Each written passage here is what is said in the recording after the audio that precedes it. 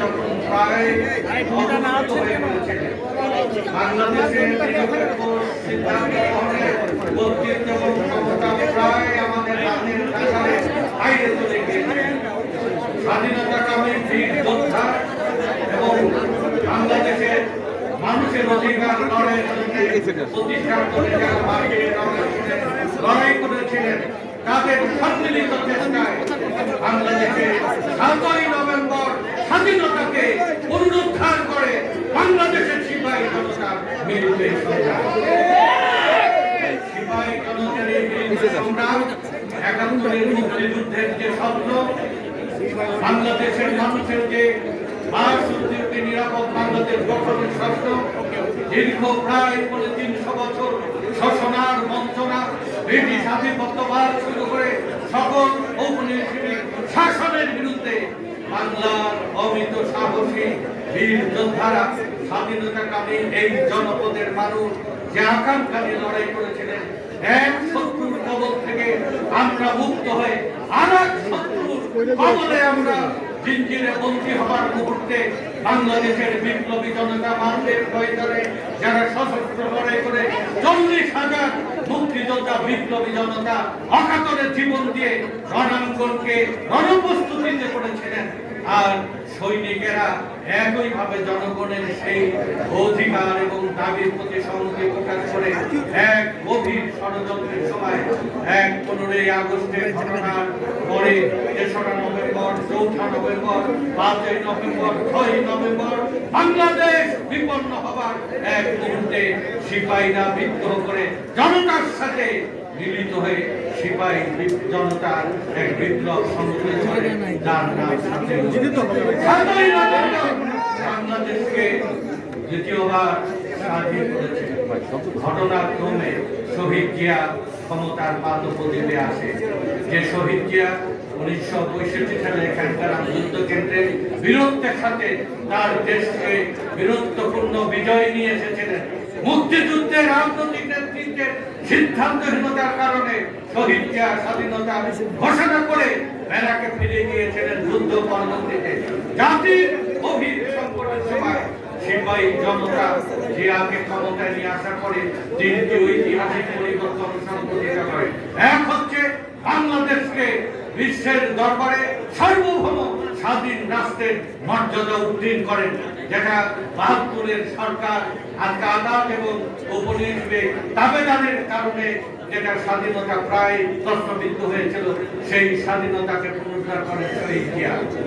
দেশের আভ্যন্তরীণ ভাবে দেশকে স্বাবলম্বী এবং মানুষের যে মুক্তির স্বপ্ন, লড়াইয়ের যে আকাঙ্ক্ষা, এক শোষণ বঞ্চনা মুক্ত বাংলাদেশ গঠনের জন্য উনি বাংলাদেশের প্রায় ২ কোটি মানুষ যে বাইরে কাজ করে, যে রেমিটেন্সে আমাদের জাতীয় অর্থনীতি টিকে রয়েছে, এর সূচনা করেন শহীদ জিয়া। বাংলাদেশে বিপ্লব, কৃষি বিপ্লবের পরবর্তীতে দ্বিতীয় পরিবর্তন আসে বস্ত্র বিপ্লব। আজকে যে গার্মেন্টস সেক্টর এবং আজকে বস্ত্র খাতের যে পরিবর্তন হয়েছে, আজকে যেটা বিদেশ থেকে যে ওষুধ, বস্ত্র, হিমায়িত মৎস্য এবং চা এবং কৃষি পণ্য রপ্তানি করে যে আয় নিয়ে আসেন, সেটা হচ্ছে দ্বিতীয় বাংলাদেশের আয়। জিয়া গার্মেন্টস সেক্টরের সূচনায় শুরু করেননি, প্রসার করেছেন। দুর্ভিক্ষে স্বাধীনতা পরবর্তী ৬.৫ লক্ষ মানুষ মৃত্যুবরণ করে। এই ৬.৫ লক্ষ মানুষ, ৭.৫ কোটি মানুষের মধ্যে ৬.৫ লক্ষ মানুষ মৃত্যুবরণ করে। এখন ১৮ কোটি মানুষ, প্রায় আমরা বলি মতান্তরে ২০ কোটি মানুষ। এই যে খাদ্যে এখন দুর্ভিক্ষ হয় না, খাদ্য উৎপাদনের যুগান্তকারী পরিবর্তন সংঘটিত করেন জিয়ার হাতে। আর বাংলাদেশ যেন সার্বভৌমত্বে কেউ আঘাত করতে না পারে, বাংলাদেশকে যেন পৃথিবীর দরবারে পৃথক আইডেন্টিটি দিয়ে আদর্শিক ভিত্তি রচনা করেন বাংলাদেশি জাতীয়তাবাদ। আর এই কারণেই বাংলাদেশের খেতে খামারে, মাঠে, ময়দানে, প্রান্তে, শ্রমিক কলোনিতে, জনগণ, বুদ্ধিজীবীদের মাঝে জিয়া যখনই আলোচনা এবং অনুসন্ধানের প্রশ্ন আসে, জিয়ার স্মৃতি ভেসে ওঠে।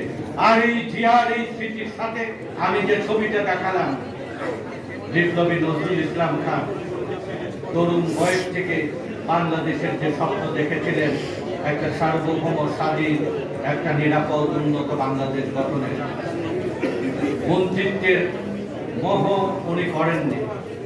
এমপির মনোনয়ন কখনোই চাননি। আমাদের মধ্যে কত ক্ষোভ আর বিক্ষোভ দেখেন, পাওয়া এবং না পাওয়ার কত বেদনা। আর একটা অগ্নি পরীক্ষার দৃষ্টান্ত রয়েছেন নজরুল ইসলাম খান আমাদের সামনে। নিরলসভাবে দেশ গঠনের জন্য, দেশ সেবার জন্য, মানুষের মুক্তির জন্য লড়াই করে যাচ্ছে। মানুষ যখন সব পথ হারিয়ে ফেলে তখন আমাদের আদর্শ খোঁজে। আদর্শের একটা অগ্নি পুরুষ নজরুল ইসলাম খান। 7ই নভেম্বর পরে জিয়া যে কয়জন লোকজনকে কাছে ডেকেছিলেন তার মধ্যে অন্যতম নজরুল ইসলাম খান। ডক্টর জাহিদ তখন ছাত্র, সেই ছাত্র অবস্থা থেকে তাদের সাথে সম্পৃক্ত। আমরা সবাই বিশ্বাস করি বাংলাদেশের মানুষ যে লড়াই করছে সেটা শোষণার বঞ্চনা থেকে মুক্তির লড়াই। বাংলাদেশের প্রতিটি মানুষ অন্ন, বস্ত্র, শিক্ষা, চিকিৎসা, বাসস্থান, যান আর মালের নিরাপত্তা এবং শ্রমের মজুরি প্রতিষ্ঠা হবে। সেই বাংলাদেশের স্বপ্ন দেখে আমাদের লড়াই চলছে। আমি নির্দ্বিধায় বলতে পারি বাংলাদেশে আগামী রাজনীতির দিক নির্দেশক হবে বাংলাদেশের শ্রমিক আর কর্মচারীরা এক কথায়